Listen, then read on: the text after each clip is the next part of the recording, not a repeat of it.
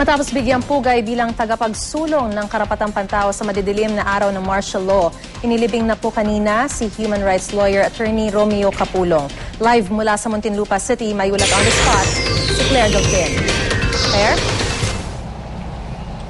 Yes, Maris, nailibing na nga dito sa Everest Hills Memorial Park sa Muntinlupa City si human rights lawyer attorney Romeo Capulong.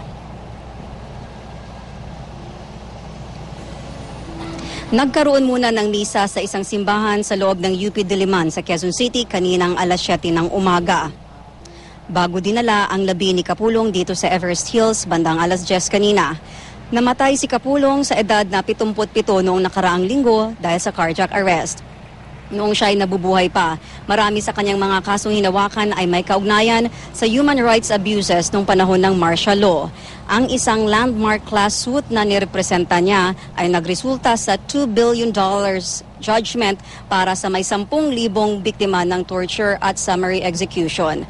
Siya rin ang abogado ng domestic helper sa nabitay na sa Singapore na si Flor Contemplacion. Naging abogado rin siya ng ilang personalidad gaya ni Ninoy Aquino, Jose Maria Sison, Crispin Beltran at Satur Ocampo. Habang nililibing si Attorney Capulong, nagpiket ang ilang miyembro ng Kabataang Makabayan, Timog Katagalugan. Pagpupugay raw nila ito sa kanya bilang abogado ng bayan. Ang ama ho namin ay tutulungan kahit sino, lalo na ho yung mga mahihirap. Tulungan ng mga inaapi sa kamahalin na mundo. Maris, wala pang mga 30 minutos nang matapos yung seremonya sa paghatid sa kanyang huling hantungan ni Attorney Capulong. At yung piket naman ng ilang kabataang isinagawa dito sa labas ng cemetery ay natapos na rin ng matiwasay. Maris? Claire, kapansin-pansin, no? May mga pulang lobo sila. Ano ba ang nais isimbolo nitong mga pulang mga kulay dyan sa libing ni Attorney Romeo Capulong? Well, tinanong ko rin sa kanya, no, yung pula raw kasi ay simbolo ng revolusyon na these kids are representing.